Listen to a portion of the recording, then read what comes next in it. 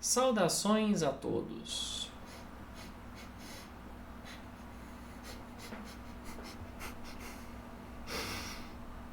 Eu sinto um cheirinho de neurodivergência aqui.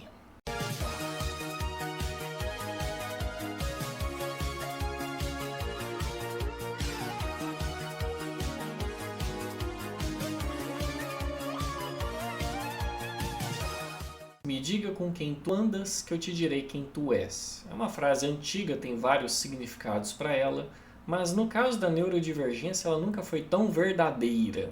Há um fenômeno muito curioso que eu observei ocorrendo enquanto eu li e pesquisava a respeito, acompanhava testemunhos de outros autistas tardiamente laudados nos fóruns, nos livros que eu li, e o ponto comum é sempre o mesmo.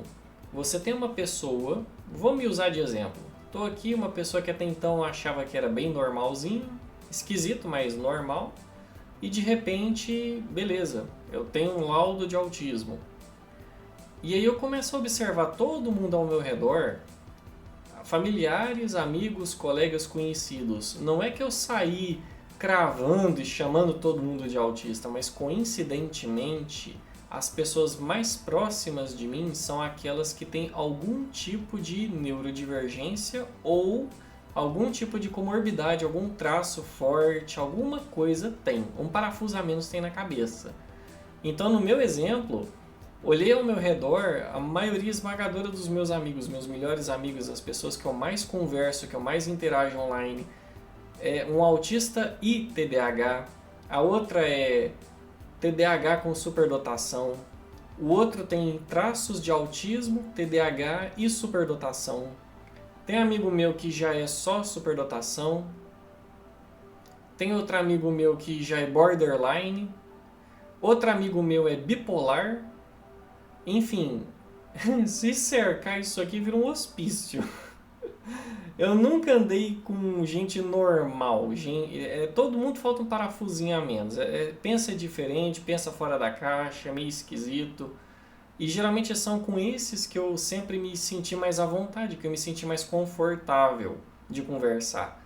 Porque são pessoas que, de certa forma, por conta desses traços, esse modo de funcionamento, as ideias batem melhor, os conceitos batem, as vontades, as necessidades, seja os assuntos profundos, os hiperfocos, os interesses.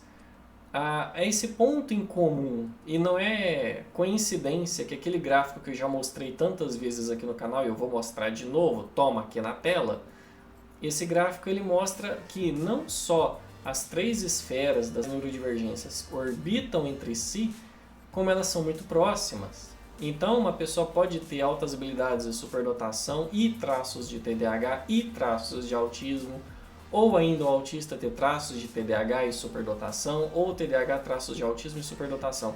É tudo uma grande triangulação. É muito difícil uma pessoa ser somente autista, somente TDAH, somente superdotação. É um ou outro. Não, é muito difícil a gente ver isso. O que eu estou observando meus amigos, principalmente observando aqueles que são laudados, para ter uma comprovação mais empírica, é que eu observo esse fenômeno, essa prevalência de traços, sintomas, comportamentos, padrões observáveis. Isso é muito interessante. Então, provavelmente, se você suspeita de autismo, você está aí na sua busca, na sua jornada, olha em volta, seus amigos são todos normaizinhos, todos eles têm aquelas mesmas ambições e ideias e conceitos, tudo bem ali regradinho, igual todo mundo faz, ou seus amigos são meio faltando um parafuso a menos, com umas ideias meio doidas, fora da caixa. E aqui quando eu falo de neurodivergência, não é uma forma ofensiva. Eu como um autista, eu como uma pessoa que gosta de muita coisa que muita gente não gosta, mas não é mera coincidência a gente observar esse tipo de mentalidade, essa neurodivergência, esse aspecto divergente, coincidentemente, entre os roqueiros, góticos, emos, e-girls e etc e tal, e essa galera toda. Querendo ou não, eles são divergentes para a sociedade comum, para quem é normal, né? A heteronormativa que tanto falam. São pessoas que fogem ao comum. Ah, eu não escuto samba, sertanejo, funk, eu gosto de um rock and roll. Pronto, você já é um divergente. Já começa por aí no gosto musical. Já busca ser diferente dos outros. Mas o ponto é, mesmo entre os divergentes, forma esse grupinho naturalmente. É como se fosse, não diria um imã, mas é essa mentalidade, esse conforto de ideias, os conceitos casam melhor, você lidar com pessoas neurodivergentes. Pare e observa, se você tem laudo, se você está investigando e suspeita fortemente, mesmo que você não seja um autista, você que seja TDAH ou uma pessoa que considera-se com QI alto, com altas habilidades ou superdotação, observa ao seu redor. Dentre todos aqueles com quem você interage, seus amigos, familiares, conhecidos, pessoas próximas online ou não, todas elas têm o ponto em comum de terem alguma neurodivergência. Todas elas são meio um parafuso a menos, você vê que meio pandas ideia, meio, sabe, a pessoa que é meio esquisita no rolê, que não, esse cara aqui ele não é muito normal não. Esse cara aqui ele tem o jeito dele. Enfim, observe que, caso você esteja nessa investigação, observe que você está orbitando pessoas. Neurodivergentes orbitam ao redor de neurodivergentes. É muito natural isso.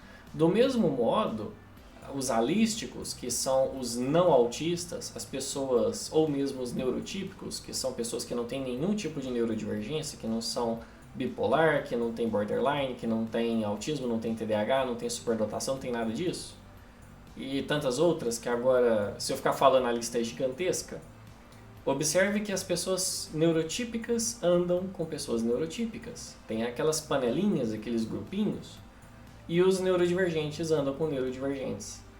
Então, há uma questão social mental que ocorre que muitos estão em processo de investigação, estão se descobrindo e ou pegando laudo e percebendo que, a exemplo de uma das histórias citadas no livro do Devon Price, que eu li, O Autismo Sem Máscara, o relato da mulher era o seguinte: ela construiu uma carreira, uma vida completa, ela tinha empresa, ganhava dinheiro, a loja dela era no centro de Nova York, aquela coisa toda, e ela se sentia deprimida, infeliz, incapaz, mesmo produzindo, sendo rica, ter milhões na conta. Quando ela descobriu o laudo de autismo, ela percebeu que ela construiu a vida inteira dela com máscaras ao redor de neurotípicos. Então ela nunca se sentiu verdadeiramente pertencida, ela nunca sentiu que estava confortável, ela nunca se sentiu bem fazendo aquilo por mais que ela faça dinheiro, o que é bizarro. Então nesse relato específico, nesse exemplo específico, essa mulher escolheu fechar a empresa, vender tudo, se afastar das antigas amizades e começou a andar com outros tais qual ela. E ela relata que ela ganha menos dinheiro, mas é mais feliz hoje por isso, porque ela consegue manter uma conversa, relacionamentos, amizades com outros neurodivergentes tal qual ela. É onde ela encontrou seu lugar.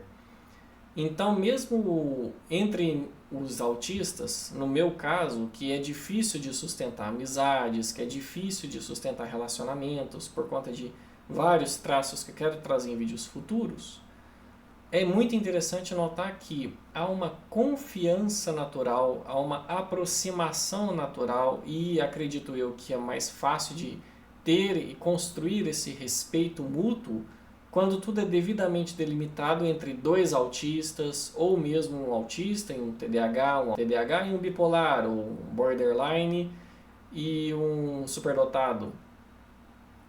Com neurodivergências, desde que saibam os limites um de cada um, há essa reciprocidade, porque uma coisa é fato, todas as neurodivergências, todas, aqui já não é só autismo, todas, têm algum nível de mascaramento socialmente falando.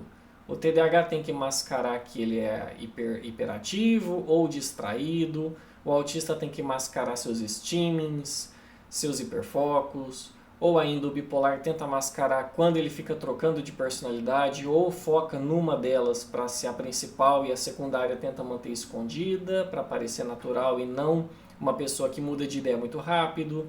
Ou ainda o borderline que tem que mascarar suas emoções fortes e explosivas, tanto para dentro quanto para fora.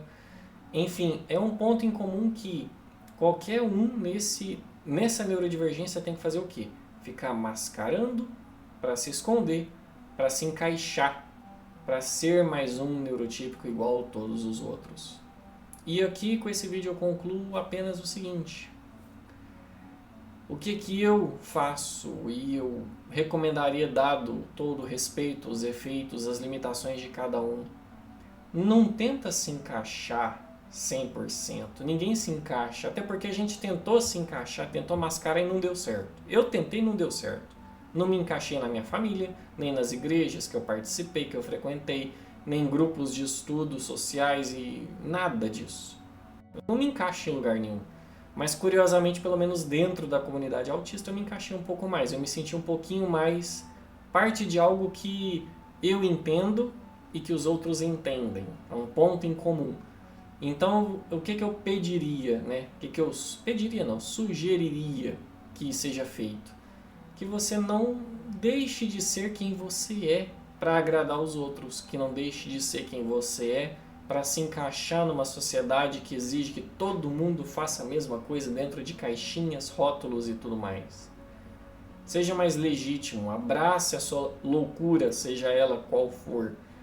Desde que não se cometa nenhum tipo de ato imoral, ilegal, antiético, eu não vejo problema. Desde que você não prejudique nenhuma outra pessoa, você está só buscando ser você mesmo, honesto consigo mesmo e principalmente feliz, não tem problema nenhum. Desde que você esteja só quebrando os paradigmas sociais, não tem problema nenhum, independente da sua neurodivergência. Alguns aprendem a lidar com suas neurodivergências sem medicação, outros preferem a medicação. Cada um é cada um, eu não vou opinar nesse quesito. Mas tenta ser mais você mesmo. O mascaramento faz mal. A longo prazo ele faz mal. Te faz você se sentir vazio, sem propósito. Como se fosse um grande ator num palco que só fica representando um papel a vida inteira, que não se encaixa, que logo o diretor vai dizer corta, e você vai olhar para dentro e falar: tá aí, eu fiz isso tudo para quê? Para os outros? Eu continuo infeliz, continuo não me sentindo bem, eu continuo não me sentindo verdadeiramente eu. Então é o meu recado que eu deixo. Vou ficando por aqui, meu muito obrigado, falou e até a próxima.